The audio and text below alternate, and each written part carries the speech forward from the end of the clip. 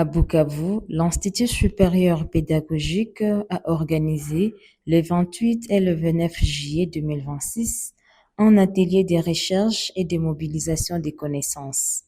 Cette rencontre vise à créer un espace de dialogue scientifique et de concertation entre les acteurs du système éducatif. L'objectif est d'examiner la pertinence des manuels de formation initiale des enseignants en période de crise et de conflits, de recueillir les avis des parties prenantes et de préparer les conditions nécessaires à sa mise en œuvre dans les ISP du Sud Kivu. Professeur Samuel Matabishi Namashunju, enseignant à l'ISP Bukavu et directeur du projet GEP, explique. L'objectif était d'amener les participants à comprendre le manuel, à l'examiner, mais également à apporter des corrections et leurs contributions par rapport à la manière dont le manuel est écrit pour viser sa mise à l'échelle. Prenant la parole, professeur Chérien Fondiko Justin, sociologue à l'Université officielle de Bukavu, a détaillé les 3 parties du manuel.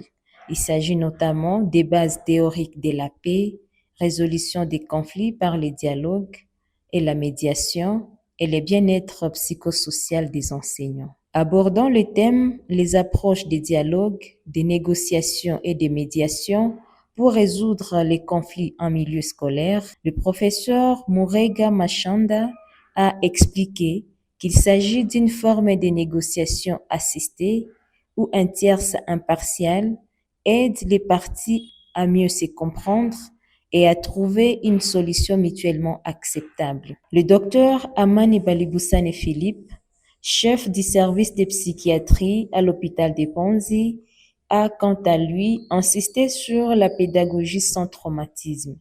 Il a rappelé que les guerres et les violences affectent profondément le psychisme des élèves et compromettent leur avenir éducatif. Nous pouvons retenir que le traumatisme bloque le développement psychique de l'enfant et ça anéantit ou ça baisse la performance scolaire parce que le rendement sera faible, l'enfant qui sera déconcentré, l'enfant qui aura le problème de retenir, il va développer un trouble de mémoire. Tout cela aura comme conséquence l'avenir intellectuel de cet enfant qui sera bâclé.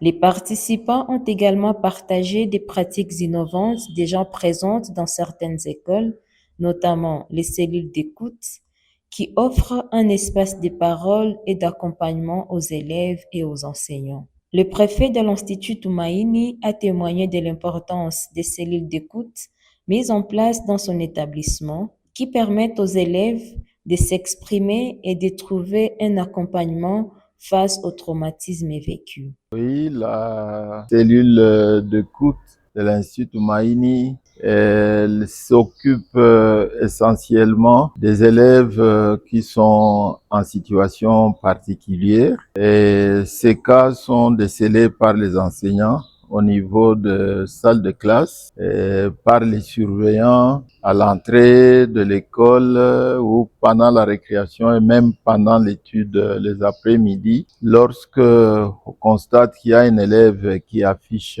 un comportement irrégulier comme le dérangement excessif en classe, la somnolence, une sorte de turbulence en classe ou même d'agressivité par rapport aux autres, l'enseignant l'approche au premier niveau et s'il constate que c'est un cas qui dépasse un court entretien en classe, alors il saisit la direction des études qui oriente le cas au centre d'écoute qui prend suffisamment du temps pour comprendre le problème que l'élève a. Et les cas les plus fréquents ont leur origine au niveau de leur famille. La deuxième journée s'est conclue par la remise de brevets aux participants et la lecture de la déclaration appelée Déclaration de Bukavu. Suivez un extrait de cette déclaration lu par le directeur général de l'ISP Kaziba,